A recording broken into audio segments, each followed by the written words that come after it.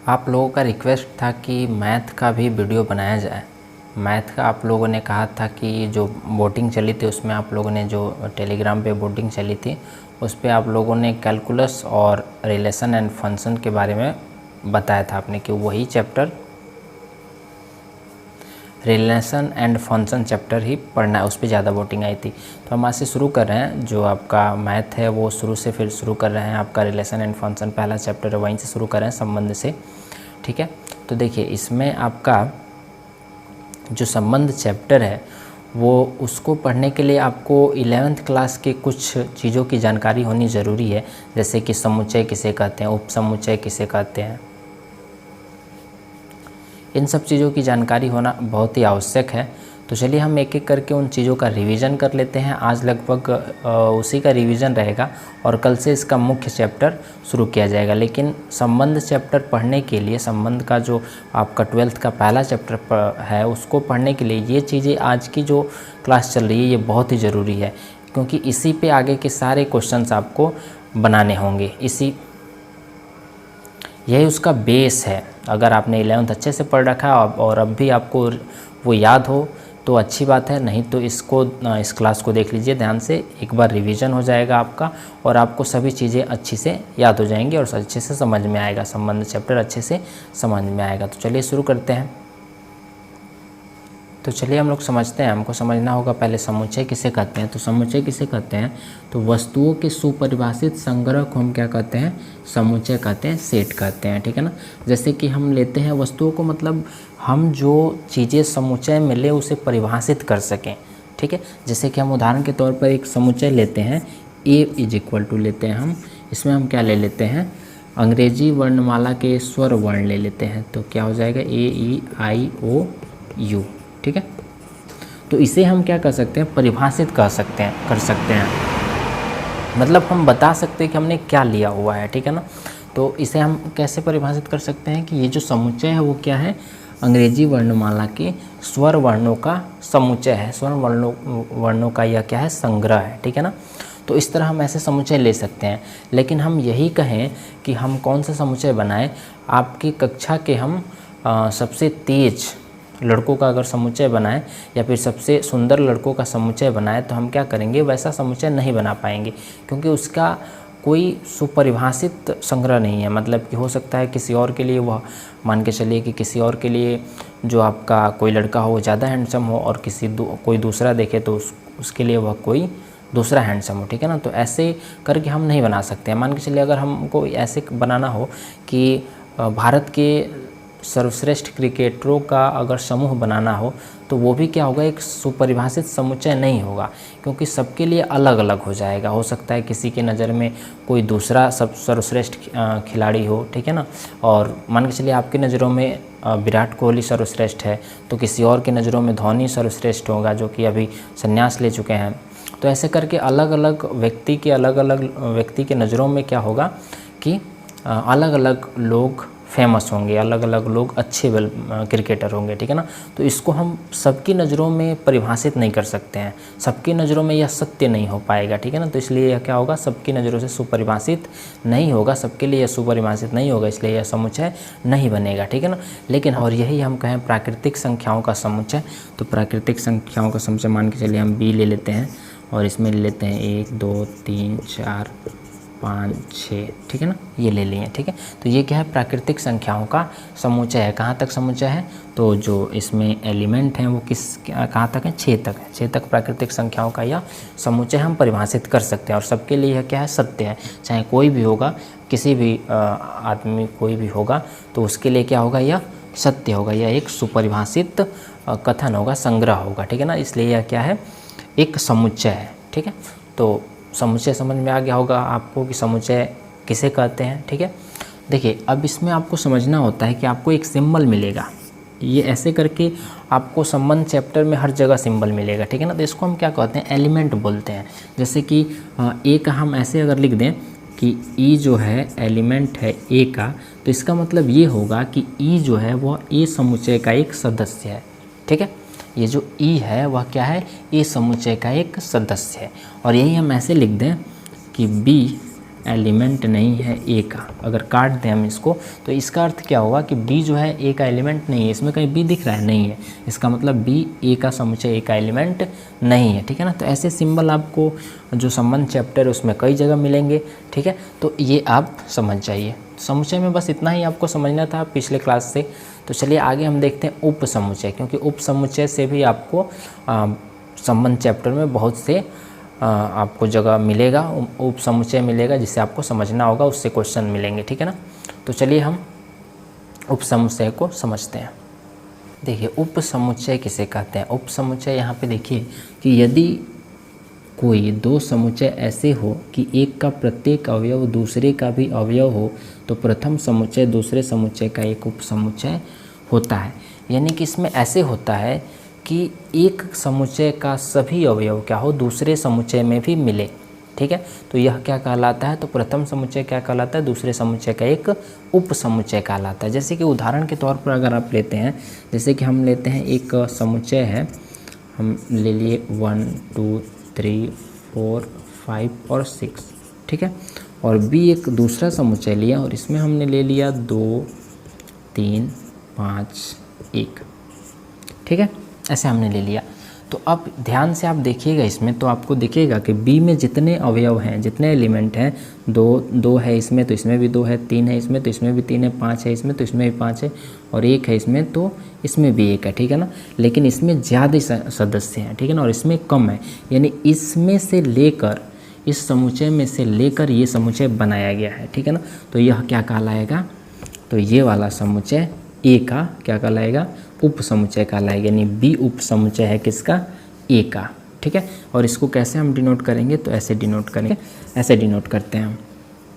तो उप समुच्चय किसे कहते हैं आप समझ गए होंगे। उप समुच्चय एक और आसान भाषा में समझ लीजिए कि क्या होता है, जैसे कि आप उप शब्द लगा हुआ दिख रहे हैं, जैसे कि आपका मुख्यमंत्री होता है, फिर उसके पास क्या होता है, उप मुख्यमंत्री होता है ना, प्रधानमंत्री होता है, फिर उप प्रधानमंत्री होता है, राष्ट्रपति होता है और फिर उपराष्ट्रपति होता है, ठीक है ना। तो इससे आप एक बार इससे थोड़ा सा समझने का प्रयास कीजिए कि जैसे कि राष्ट्रपति होता है तो उपराष्ट्रपति भी होता है। और आपने अगर थोड़ा बहुत राजनीति पढ़ा होगा तो उसमें आपको पता होगा कि जब राष्ट्रपति न हो या राष्ट्रपति कहीं बाहर गए हों या फिर राष्ट्रपति का अचानक देहांत हो जाए तो उनका सारा कार्य कौन करता है, उपराष्ट्रपति करता है। इसका मतलब ये है कि राष्ट्रपति का कुछ अधिकार उपराष्ट्रपति के पास भी होता है, ठीक है ना। तो वही हाल इसका भी है, यानी कि ए का कुछ सदस्य क्या है, बी में होंगे, तो इसे हम क्या कहेंगे, उप समुच्चय कहेंगे। यानी कि इसके कुछ सदस्य जब इसमें हमको दिख रहे हैं तो यह क्या कहला रहा है, उप समुच्चय कहला रहा है, ठीक है ना। या फिर एक इस तरह ले सकते हैं आप कि मान के चलिए कि एक आपने एक टोकरी है, एक टोकरी में क्या है, फल है, ठीक है ना। तो आपने क्या किया, एक दूसरा टोकरी लाया, उसकी के बराबर या उससे थोड़ा सा छोटा आपने लाया और उसमें के फल को, कुछ फलों को क्या कर दिया आपने, उस टोकरी में, अपने लाए हुए टोकरी में रख दिया, ठीक है ना। तो आप क्या देख रहे हैं कि बड़े वाला जो टोकरी है उसी में से छोटे वाले में रखा गया है, यानी कि उसी का कुछ सदस्य क्या किया गया है, छोटे वाली टोकरी में रख दिया गया। तो अब ये जो छोटा वाला टोकरी है ये क्या कहलाएगा, इस छोटे वाले टोकरी के जो जितने फल होंगे वो क्या कहलाएंगे, बड़े वाले टोकरी का उप समुच्चय कहलाएंगे, ठीक है। उम्मीद है कि आपको समझ गए होंगे उप समुच्चय किसे कहते हैं, ठीक है ना। 2-3 उदाहरण आपको दे दिए। तो इसी तरह ये क्या कहलाएगा, उप समुच्चय कहलाएगा, ठीक है ना। जैसे कि एक और उदाहरण अगर हम लें, ऐसे बनाएं तो मान के चलिए कि सी कोई समुच्चय है, ठीक है ना, और जिसके सदस्य कौन कौन है, ए ई आई ओ यू, ठीक है ना। तो अगर सी डी कोई समुच्चय बने जिसमें क्या हो, ए हो, ई हो, आई हो, ठीक है, इतना ही सदस्य हो, तो अब क्या कहलाएगा, तो डी जो है वो क्या कहलाएगा, सी का उप समुच्चय कहलाएगा। यानी कि हम कह सकते हैं कि सी का उप समुच्चय क्या है, डी एक उप समुच्चय है किसका, सी का। यानी कैसे लिखेंगे हम, डी उप समुच्चय है किसके, सी के, ठीक है, ऐसे लिख सकते हैं हम, ठीक है। जो डी है वो क्या है, सी का एक उप समुच्चय है। उप समुच्चय आप समझ गए होंगे लगभग। तो ऐसे उप समुच्चय होता है, लेकिन एक चीज़ और ध्यान रखना होता है कि ज़रूरी नहीं होता है कि उप समुच्चय में क्या हो, हमेशा जो सदस्य हों वह कम ही हो, यह इसके बराबर भी हो सकता है, ठीक है ना। और इसको हम कैसे बताते हैं, तो उसको हम नीचे एक बराबर का सिंबल दे देते हैं। जैसे कि आप क्या करते थे, एक बड़ा और छोटा ग्रेटर देन वाला जो लगाते थे, आप नीचे एक ऐसे खींच देते थे, तो इसका मतलब ये होता था, मान के चलिए ये ए है और ये बी है, तो जब ऐसे आप नीचे ऐसे खींच देते थे तो इसका मतलब ये होता था कि ए जो है बी के बराबर भी हो सकता है, और क्या हो सकता है, ए जो है बी से हमेशा छोटा होगा, यानी बी जो होगा वो क्या होगा, ए से बड़ा होगा और उसके बराबर भी हो सकता है, ठीक है ना। तो वही सिंबल यहाँ भी लग रहा है, यहाँ भी देख रहे हैं आपकी यहाँ पे नीचे एक बराबर का सिंबल लग रहा है। इसका मतलब ये है कि जो बी है वो क्या होगा, जो बी है वो ए का उपसमुच्चय तो होगा ही, साथ ही यह इसके बराबर, इसका जो एलिमेंट होगा वह उसके बराबर भी, उसके जो सदस्य होंगे वह उसके बराबर भी हो सकते हैं, ठीक है। अब मान के चलिए कि हम एक और उदाहरण के तौर पे लेते हैं। इसे देखिए, ये जो आप क्वेश्चन देख रहे हैं इसमें आप देख रहे हैं कि ए का कौन कौन सदस्य हैं, तो 1 2 3 4, ठीक है ना, ये सदस्य हैं। बी का भी क्या है, 1 2 3 4 सदस्य हैं, यानी दोनों क्या हो रहे हैं, मिल रहे हैं, दोनों क्या है, समान समुच्चय हैं। दोनों कैसे समुच्चय हैं, समान समुच्चय है, तो यह क्या होंगे, दोनों एक दूसरे के उप समुच्चय होंगे। क्या होंगे, यह उप समुच्चय होंगे, यानी इसे हम कैसे लिखेंगे, ऐसे लिखेंगे, बी जो है उप समुच्चय है किसका, ए का, और साथ ही यह बराबर भी है, ठीक है ना, यानी इसके सदस्य के बराबर है, ठीक है।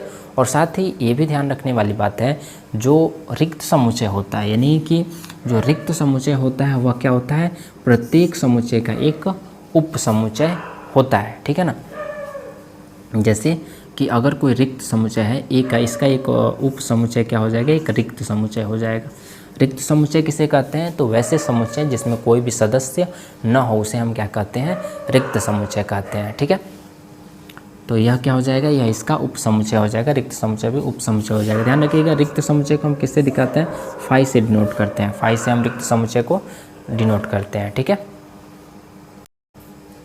अब यहाँ देखिए कि अब हमको क्या पता करना है कि उप समुच्चय, किसी समुच्चय का उप समुच्चय की संख्या कितनी होती है। मान के चलिए कोई अगर समुच्चय है तो उसके कितने उप समुच्चय हो सकते हैं, कितने उप समुच्चय बनाए जा सकते हैं, ठीक है ना।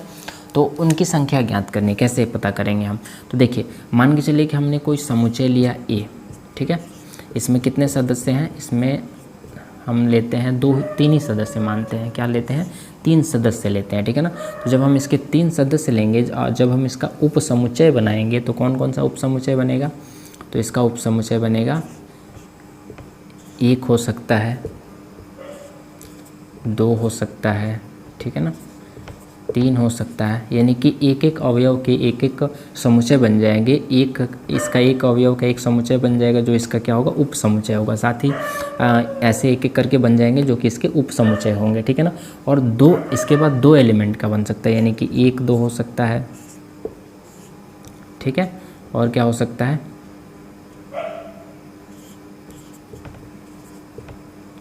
2 3 हो सकता है, ठीक है, और फिर 1 3 हो जाएगा।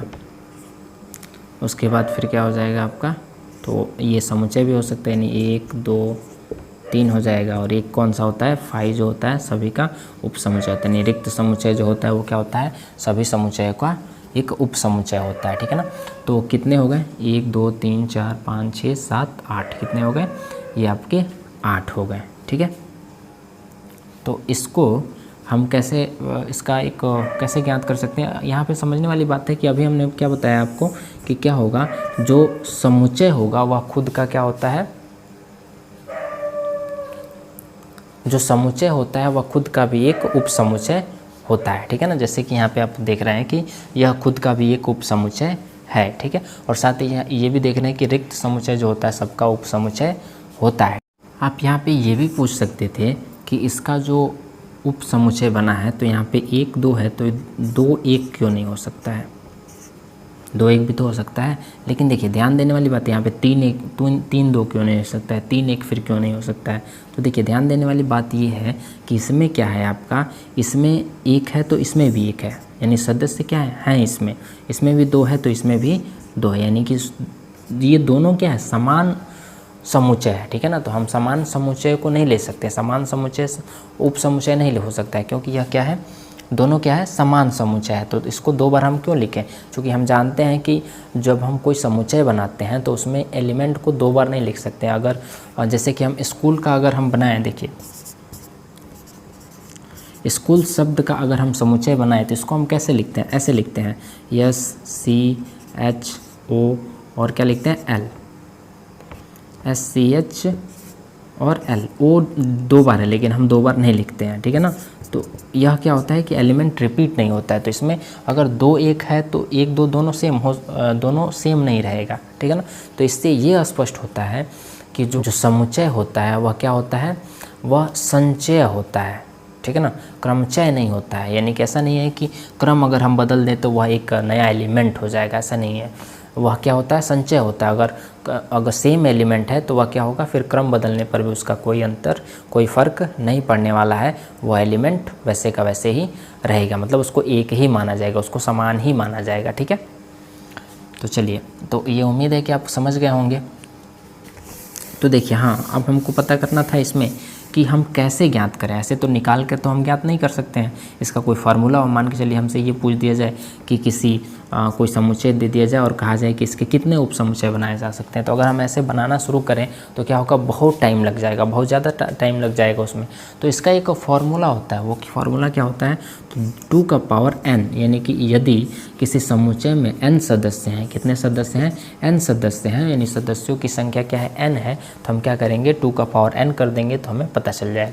जैसे कि इसमें कितने 1 2 3 क्या है, यह 3 सदस्य, n बराबर कितना हो गया 3, ठीक है। तो हम क्या करेंगे, इसका पावर 2 का पावर 3 कर देंगे, यानी कि यह कितना हो जाएगा 8। तो देखिए इसमें 8 उप समुच्चय बन रहा है कि नहीं बन रहा है, 1 2 3 4 5 6 7 8 बन रहा है कि नहीं बन रहा है। इसमें 8 उप समुच्चय बन रहे हैं, ठीक है ना। इसी तरह अगर किसी समुच्चय, मान के चलिए इसमें हम 4 और जोड़ दिए, ठीक है ना, यानी इसमें अब कितने सदस्य हो गए, 4 सदस्य हो गए।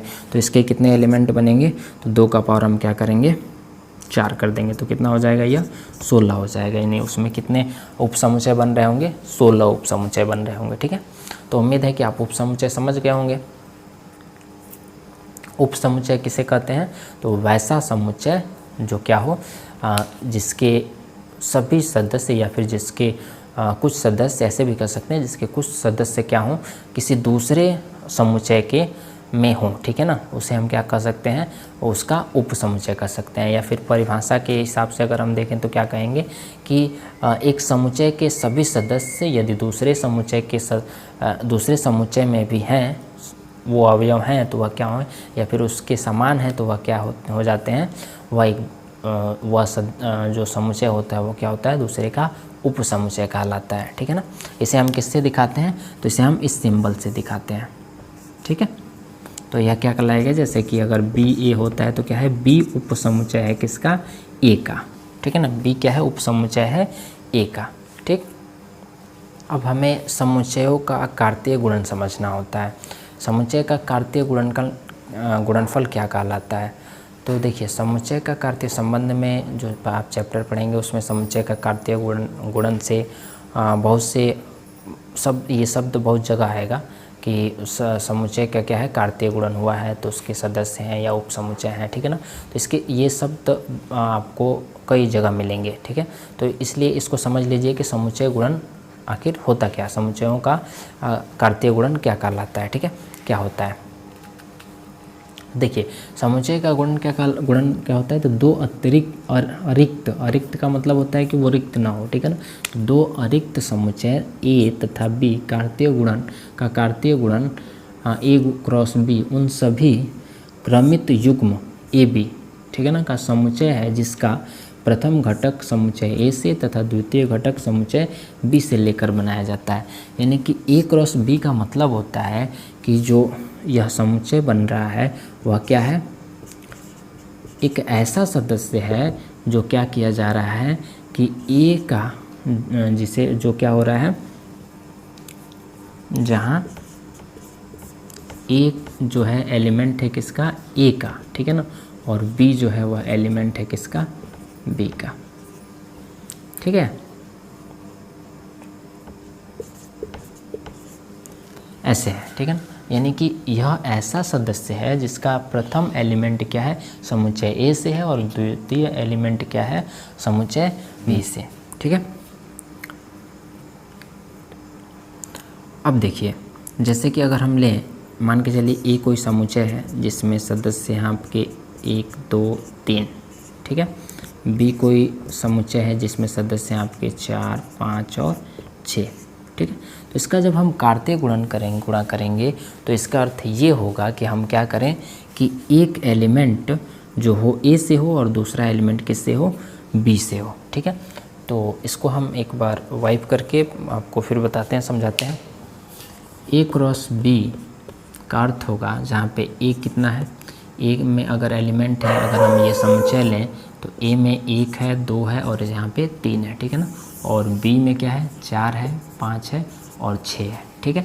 तो ए क्रॉस बी का मतलब ये होगा कि एक जो संबंध बना रहा है वह किससे बना रहा है, 4 से भी बनाएगा, 5 से भी बनाएगा और किससे बनाएगा, 6 से भी बनाएगा, ठीक है। यानी कि हम लिख सकते हैं कि यह क्या हो रहा है, पहला एलिमेंट इसका क्या हो जाएगा, 1 4 हो जाएगा, ठीक है। दूसरा क्या हो जाएगा, तो दूसरा 1 5 हो जाएगा। तीसरा क्या हो जाएगा, तो 1 6 हो जाएगा, ठीक है। यानी 1 से क्या हो गया, सबसे 1 का संबंध सभी संख्याओं से बन गया, ठीक है ना। अब फिर क्या करेंगे, 2 से सबका बनाएंगे, ठीक है। 2 से क्या हो जाएगा, 2 का फिर सबसे हो जाएगा। तो अब क्या लिखेंगे, 2 4, फिर लिखेंगे 2 5 और फिर लिखेंगे 2 6, ठीक है। इसी तरह अब किसका बनाएंगे, अब 3 से बनाएंगे। तो इसमें हो गया, फिर इसमें हो गया और फिर इसमें हो गया। तो क्या हो जाएगा, ये 3 4 और फिर कितना हो जाएगा, ये 3 5 और ये हो जाएगा आपका 3 6, ठीक है। बस ये आपका ए क्रॉस बी निकल गया।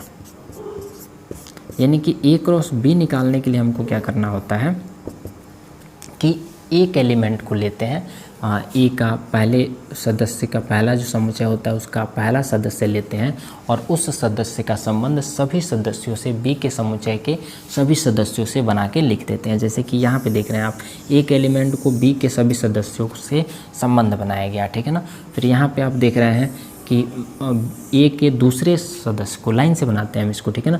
तो ए के दूसरे सदस्य से हम क्या किए हैं, बी के सभी सदस्यों से संबंध बनाए हैं, ठीक है ना। उसी तरह यहाँ पे आप देख रहे हैं कि क्या किया गया है कि ए के तीसरे सदस्य से बी के सभी सदस्यों से क्या किया गया है, संबंध बनाया गया है, ठीक है। तो ये क्या हो जाता है, इस तरह करके हम इसका ए क्रॉस बी निकाल लेते हैं, ठीक है। तो उम्मीद है कि ये समझ गए होंगे आप। ए क्रॉस बी के सदस्यों की संख्या अगर ज्ञात करनी हो तो हम कैसे ज्ञात करेंगे, तो ध्यान दीजिए, क्योंकि हम ऐसे तो बाहर निकाल कर अगर हमसे ऑब्जेक्टिव पूछ दिया जाए, कहा जाए कि ए क्रॉस बी का हमें सदस्यों की संख्या बताएं, ए में इतने एलिमेंट हैं और बी में इतने एलिमेंट है, ठीक है ना। तो हमसे क्या पूछ दिया जाए कि ए क्रॉस बी में कितने एलिमेंट होंगे, ठीक है ना। तो ऐसे तो हम निकालेंगे नहीं, अब अगर ऑब्जेक्टिव में होगा तो तुरंत हमको बनाना होगा। तो इसका एक फार्मूला होता है, मान के चलिए अगर ए में m एलिमेंट हैं और बी में क्या है, n एलिमेंट है, ठीक है ना। तो ए क्रॉस बी के एलिमेंटों की संख्या कितनी हो जाएगी, तो m गुणे n हो जाएगा, ठीक है ना। जैसे इसमें 3 था और इसमें भी कितना था, 3 था, तो 3 3 का 9, टोटल कितने सदस्य होंगे, तो 9 होंगे। गिन लीजिए, यहाँ पे इसमें 3 है, 3 इसमें है, 3 इसमें, यानी 3 3 का 9, कितने हो गए, 9 हो गए, ठीक है। इसी तरह अगर इसमें 4 होता और इसमें 3 होता तो कितने हो जाते, 4 3 हम 12 हो जाते, ठीक है ना। तो ऐसे हम इसका सदस्यों की संख्या निकाल लेंगे, ठीक है।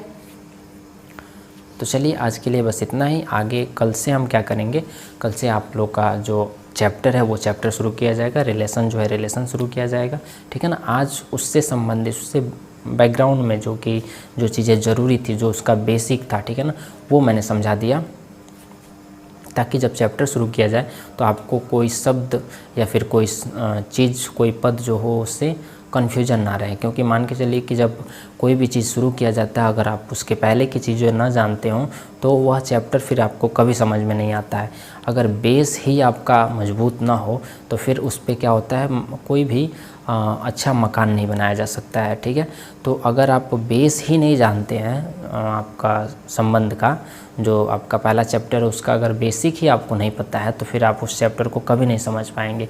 इसलिए मैंने सोचा कि आपको आज उसका बेसिक समझा दिया जाए, फिर कल से आपको चैप्टर समझाया जाएगा। एकदम इजी चैप्टर है, एकदम आसानी से आप लोग बना लेंगे, कोई कहीं दिक्कत नहीं होने वाला है। ठीक है, तो चलिए मिलते हैं फिर अगले वीडियो में।